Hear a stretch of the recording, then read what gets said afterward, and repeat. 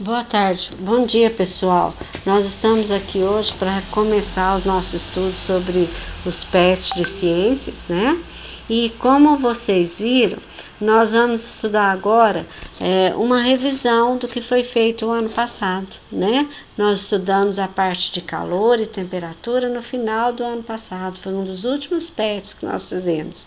Então nós vamos dar uma revisada antes de entrar na matéria de oitavo ano.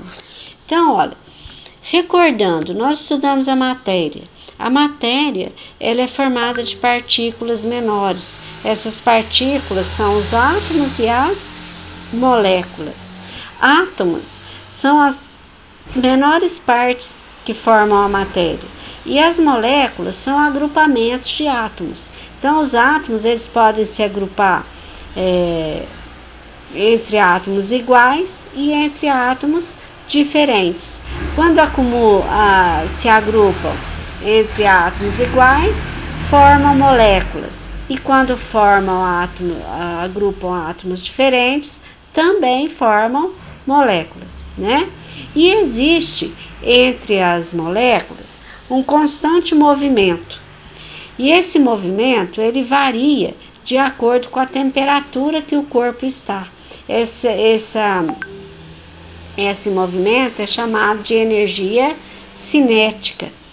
Essa energia, quanto maior a temperatura que o corpo está, maior vai ser essa energia, maior vai ser o movimento que existe entre as partículas.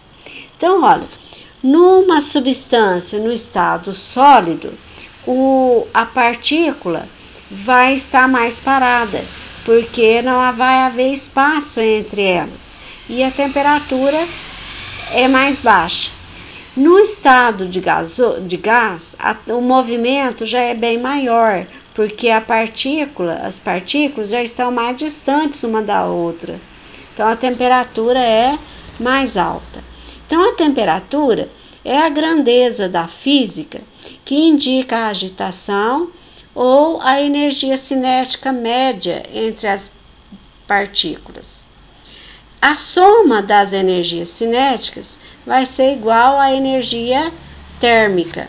Energia térmica é a energia que produz calor. Calor é a energia térmica em trânsito, quer dizer, que passa de um corpo para o outro. Então, olha, a transmissão de calor, ela pode ocorrer de três formas: por condução, convecção e irradiação. Olhem a gravurinha que eu coloquei aí, pessoal.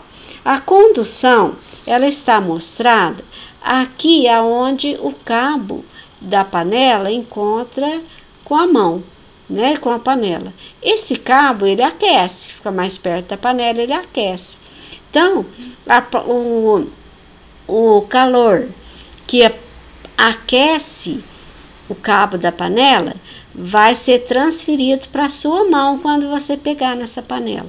Isso por condução, ele vai passar de partícula para partícula.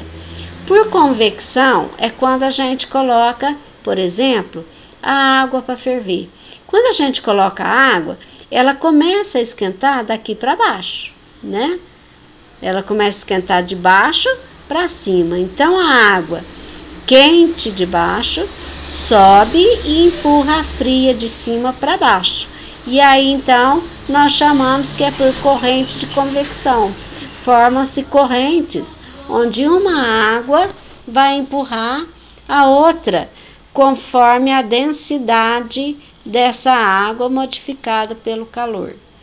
A irradiação é quando, por exemplo, o fogo aceso. O fogo transmite o calor para a panela, esquentando as ondas eletromagnéticas que existem no ar. Então, esse calor, ele vai provocar onda que vai passar para a panela. Então, é por irradiação ou, como no exemplo aqui do desenho, radiação. É a mesma coisa. Os isolantes térmicos. Existem materiais que são bons condutores de calor. Por exemplo, o metal, o alumínio, o ferro e vários outros metais. Eles transferem o calor com facilidade. Por exemplo, uma panela. Nós temos panela de vidro, panela de metal, de alumínio, panela de ferro, de diversos outros materiais. E esse material vai transferir o calor para o alimento. E existem materiais que vão conduzir o calor, mas com dificuldade. São os maus condutores de calor. São aqueles que vão impedir a passagem do calor. Por exemplo, o plástico, a madeira, a lã, né? E o que são isolantes térmicos? Isolantes térmicos são aqueles materiais que impedem a passagem do calor. Então, como exemplo, madeira, plástico, borracha, vidro, ar, lã, né? Por que nós vestimos roupas de lã no inverno? Para manter o nosso corpo aquecido e não entrar em equilíbrio com o ambiente. A garrafa térmica, por que ela é chamada garrafa térmica? Porque ela tem materiais que isolam o seu compartimento, permitindo que o café continue quente. Essa tecnologia, ela foi sendo avançada com o decorrer do tempo, né?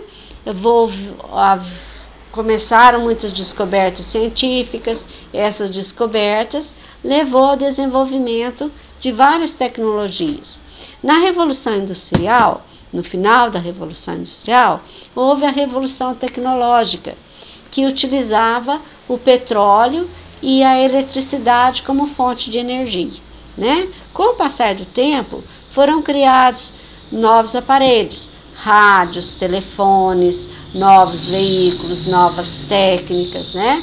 Desenvolvendo novas tecnologias. No século XIX e século XX, houve várias novas formas de comunicação.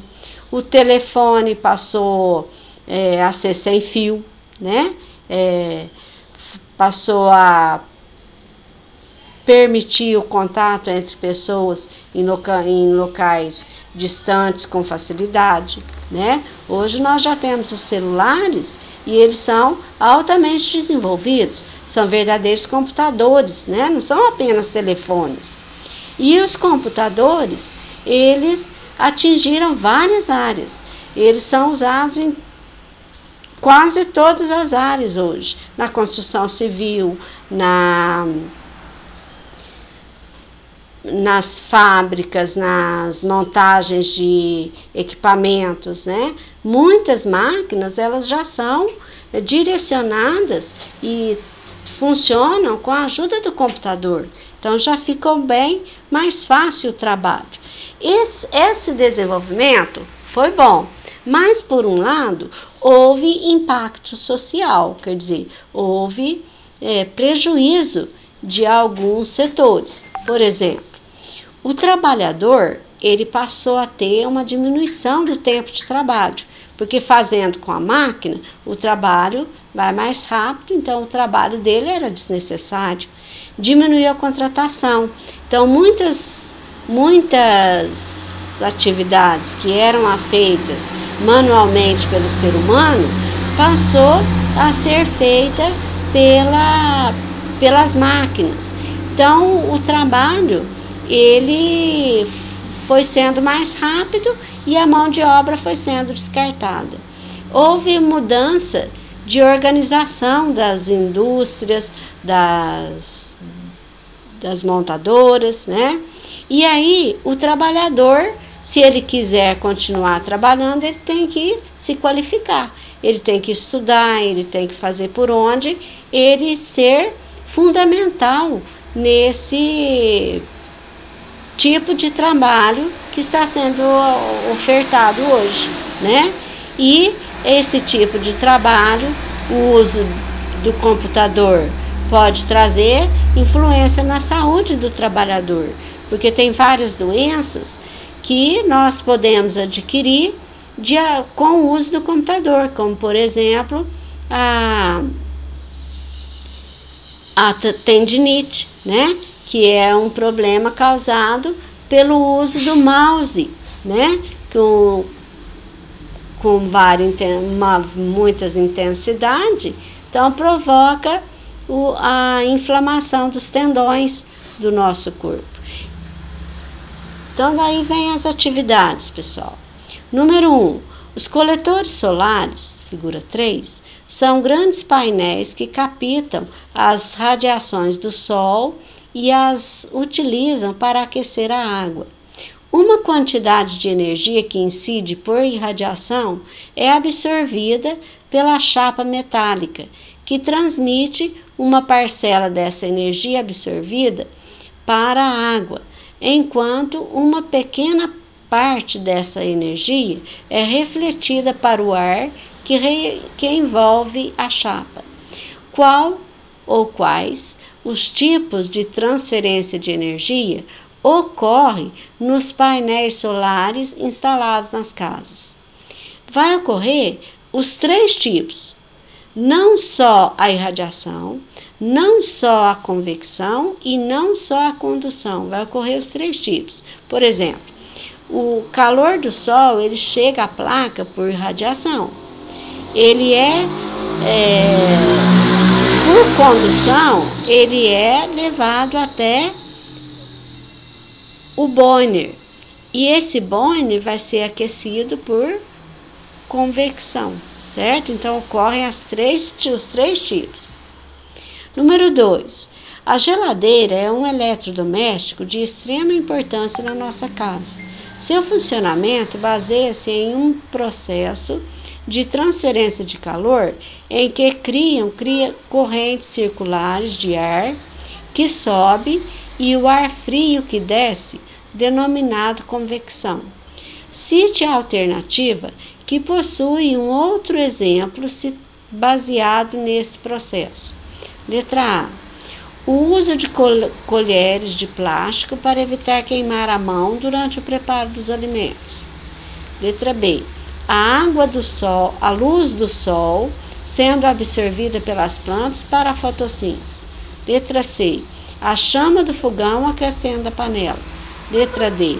A instalação do ar-condicionado na parte superior do ambiente. O ar-condicionado ele tem que ser instalado em cima para refrescar o ar. O ar frio ele se torna mais denso e desce, empurrando o ar quente para cima, que sobe e vai refrescar em cima de novo. Número 3. A frase: ao mesmo tempo que as tecnologias facilitam a dinâmica e o processo de trabalho, podem substituir algumas atividades que antes necessitavam da atuação humana.